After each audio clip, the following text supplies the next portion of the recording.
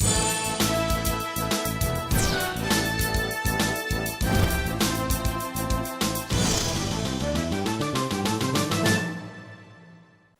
afternoon, everyone. I will begin by saying this. The government takes the welfare of the people of Bermuda very seriously. The laws of any jurisdiction are shaped by the society they serve. It is my ministry's mandate to ensure that our laws reflect our society's needs and to uphold them. In the recent throne speech, the Ministry of Legal Affairs outlined a number of areas that we intend to examine in the upcoming year. Today, I want to speak specifically about three throne speech initiatives that my ministry will work on during this legislative session.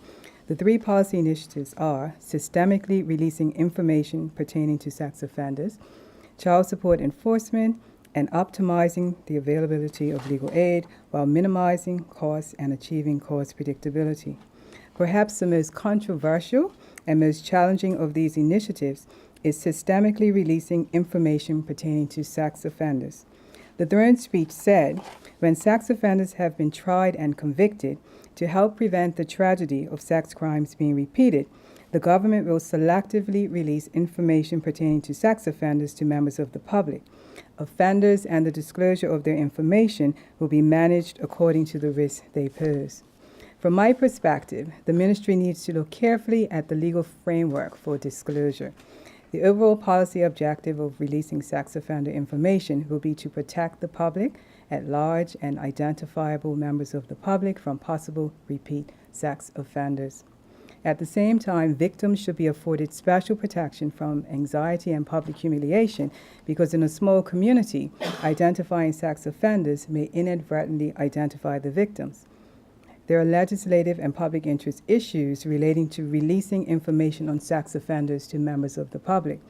The government cannot do what some members of the public may see as an easy solution.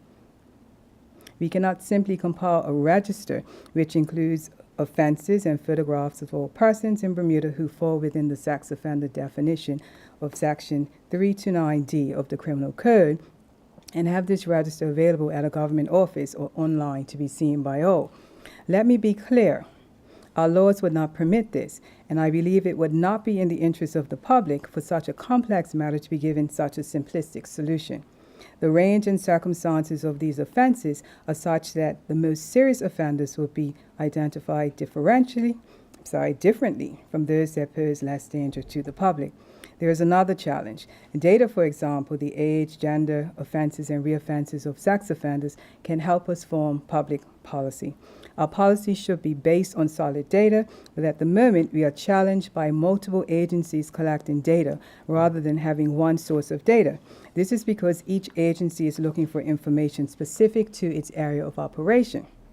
So an immediate challenge is to compile sex offender data so it is consistent and useful for policy development.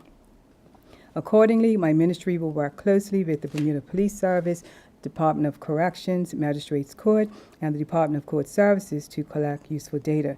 A more responsive and effective system will then be devised to utilize the Protocol on Disclosure of Information Identifying Sex Offenders, compiled in 2008, to release sex offender information to individuals, groups, and to the public.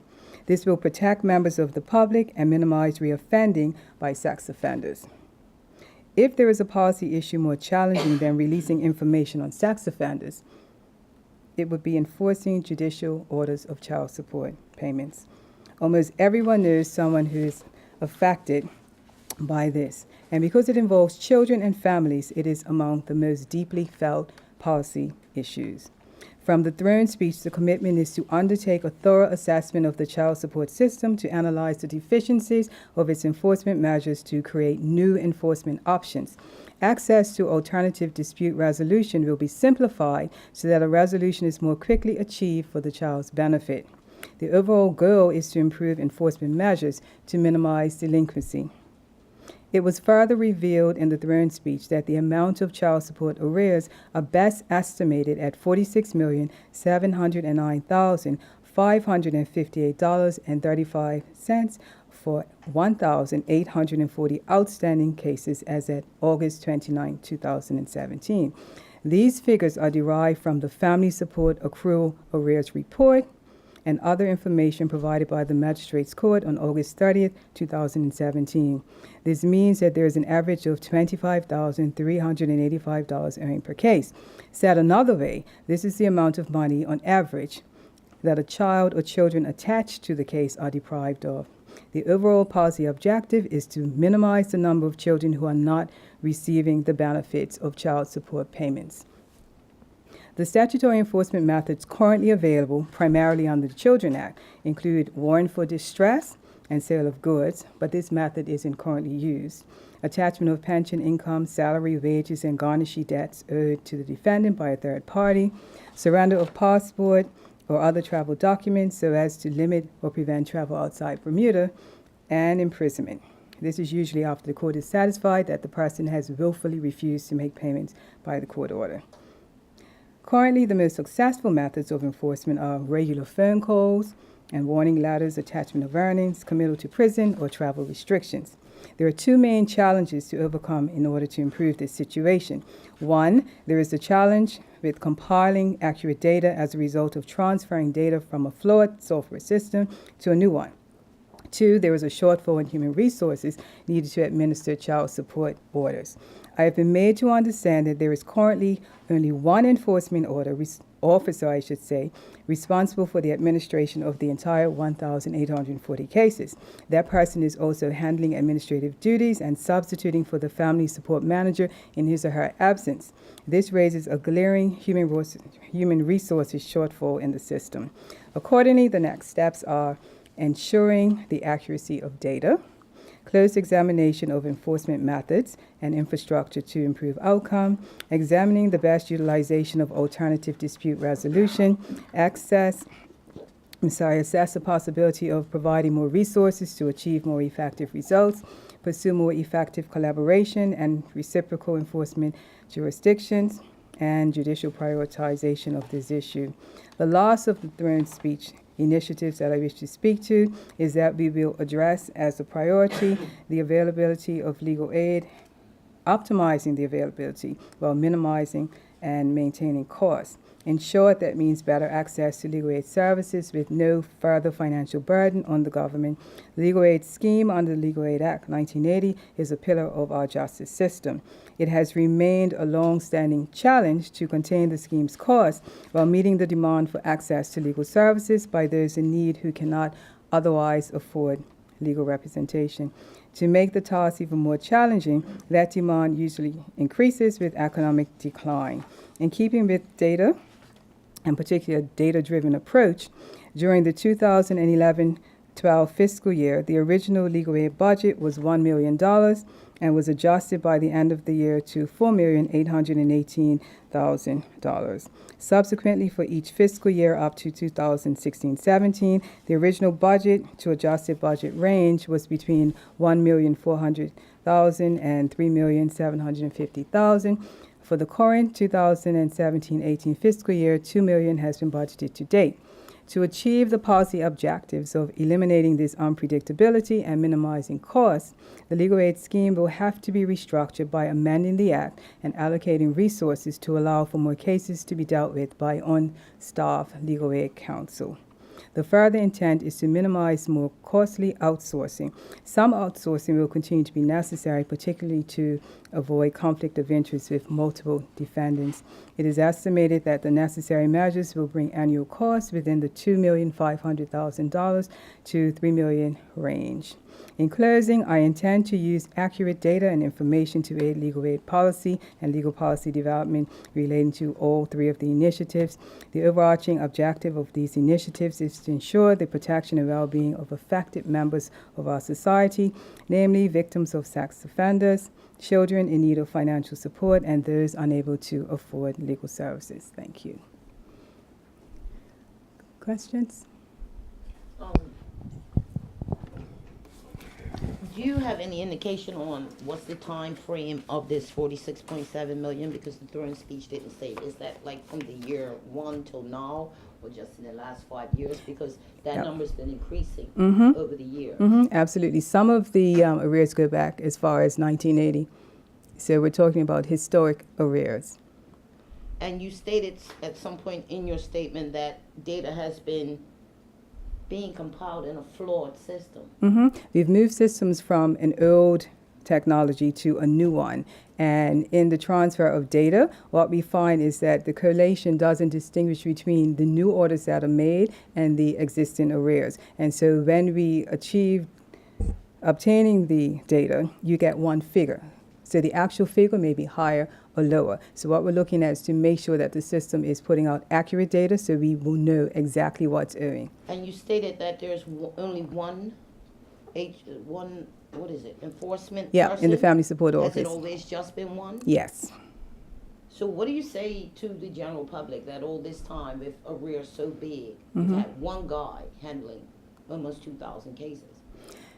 The system needs to be improved. And I think the Family Support Office has achieved its objective of communicating with the debtors, for lack of a better phrase. But to the extent that we now are in an economic decline, which has continued, which requires more aggressive measures, we will look to put more resources. So the public needs to be assured that we will be addressing this from a resource and a systemic perspective. And just from the AG personal point of view as a woman, I'm not sure if you're a parent or not. I have 3 sons. I'm sorry? I have 3 sons. Okay, that's good. I have one. What do you say to the parents that are owed umpteen dollars? I've talked to women who are owed $30,000, $40,000, $50,000 who have gotten no recourse through the courts, while, you know, the said other parent is allowed to live freely, evade the system. You stated that the current system it calls for the surrender of passports, but I don't ever recall hearing that happen. There's been suggestions that things like if you owe money, you can't relicense your car and so forth. Like, when do you anticipate and what do you say to those parents that have been frustrated and struggling all this time to hear that it's glaring deficiencies?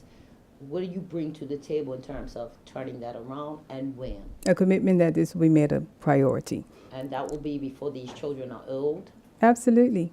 Because these things are sometimes historic, there have been children who have aged out of the system, and there are still orders that can be enforced. And so to members of the public, they need to bear with us. They need to communicate their concerns, and there is a liaison in the Child Support Office that deals with that, and communication is essential. So what we've done is try to balance the system of persons who can pay and won't pay, and address those who cannot pay for economic reasons. So that requires, when I talk about arbitration and more mediation and communication between the parents, those are the vehicles for that, so that there's an understanding on both sides, because this, of course, is a very emotional and acrimonious matter. And so what we're looking to do, as I said, is to prioritize it and put in place realistic measures once we understand the system and really look at what needs to be improved, because it's a very targeted approach. Just one final question. You said 46.7 million amounts to about roughly $25,000 a case. Yeah. Is that a clear indication to you that deficiencies in the system is in fact a system that clearly has not been working? It has worked for some people, but not for others. And so when we look at the system as a whole, we're actually looking at the whole of the family law support in the country. So in addition to dealing with arrears, we're looking at all sorts of other methods that can, as I said, increase communication and have a better outcome for the parents and their children. Will you be employing more enforcement officers?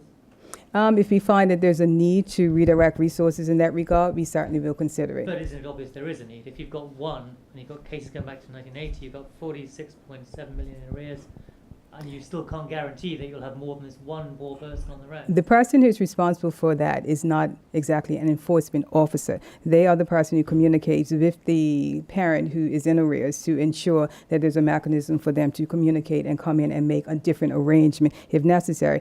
The enforcement is done by bailiffs and communication between the different departments. For instance, if we need to stop travel, that's the communication that goes directly to immigration. In terms of licensing cars, there's a cross-ministry collaboration. So naturally, we have the bailiffs to do their role, but in terms of enforcement officers, there is no how can I put it? There's no team that's out there enforcing with enforcement officer shirts No, on. it's just this one person. There's one administrative person who is managing the arrears at this time. And do you think there will be more administrative persons? If the need arises, and one thing we're strong on is properly assessing the situation. We're not going to have a knee-jerk reaction and put finances and resources to a problem until we understand the root of the problem and what will be best to cure it.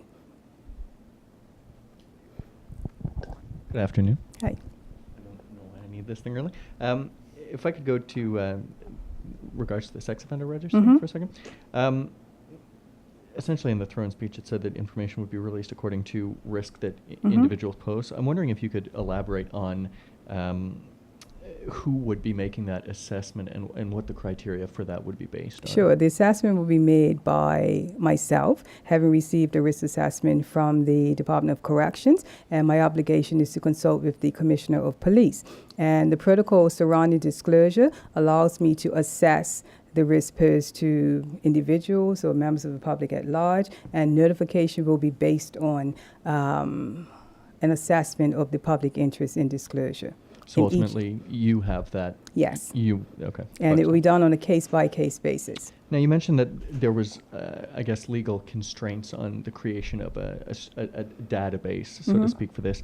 Any ideas on how this information may be made available to the public then? Sure.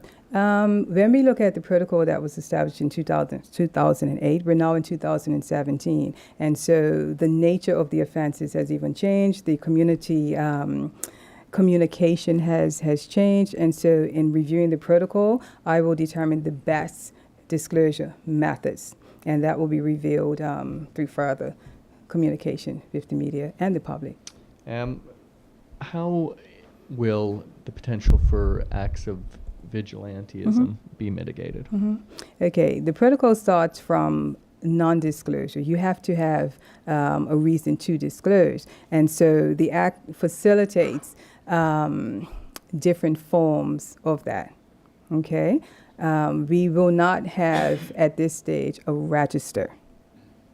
And understand the police themselves have a record which they keep. And I think there's been some lack of understanding in terms of what is and what exists is that the police actually have a record of every sex offender and all Sure. the details. Okay? What we will do, depending on the risk, is, as I said, determine the level and extent of disclosure in terms of each individual. Jumping to the child support issue, if I Absolutely. could. You mentioned in response to my colleague's question, correct me if I'm wrong, that total amount of money, roughly $47 million, goes back in some cases to the 1980s. Is there any idea on how much of that money can be expected to be at some point in the hands of those it belongs to? I mean, what fraction of that amount is kind of just at this point lost, and what it is going to be required to be paid? As we go through the system and look at the data, the orders that are spent will obviously be removed from their figure. So we're now in a process of making sense of the data and making sure that we have an accurate, up-to-date figure. Okay. Nobody's touched on legal aid yet. Sorry, can I just ask a question about the sex offenders register Mhm. a second? What evidence have you got that having a register reduces crime? A lot of the academic research I've got here seems to indicate that it increases it. This is a professor from a university in the US in Michigan. All else being equal, publicly revealing the identity and criminal history of a released offender seems to increase the likelihood of his returning to crime. Have you done any statistical-based evidence on it? No, but one of the fears that surrounds, or concerns that surrounds disclosure is that the offender will be driven underground, that there's a possibility of them reoffending because they become marginalized by society. And so we will be very selective in terms of who information is actually disclosed about. And so what is really important is the risk assessment. Okay, and so the risk assessment and the psychological and social assessment that's done and provided to the Commissioner of Corrections will really inform a lot of this subject matter. Okay, It won't be all sex offenders then, it will just be a absolutely. fraction. We have to look at who poses the greatest risk to the public. Yeah. Do you have an idea what the proportion will be, or is it too early to say? No, it's too early to say. That's Yeah. Maybe my final points, if I could, jumping to legal aid reform. Can you talk about, where the redefinition of the threshold falls into this, I guess, this reassessment and reevaluation? I can't talk about the threshold, but I can talk about the trends. And what we've seen over the years is an unpredictable nature in expenditure. And in order to contain costs, we have to do something different. And there was never an appetite some time ago for having in-house counsel, because if we do it in-house, obviously the private sector suffers to a certain degree. So we have to, this is something that we monitor closely. Because of the economic decline, obviously you'll see an increase in clients for legal aid scheme. And so as we develop the policy, we will not necessarily establish a threshold, and that becomes less important as we look to providing the services more in-house. So what we will have is a budget that we can stick to. And that's what we're trying to aim to. We've seen millions of dollars in overspend, and that's what we cannot afford to have continue.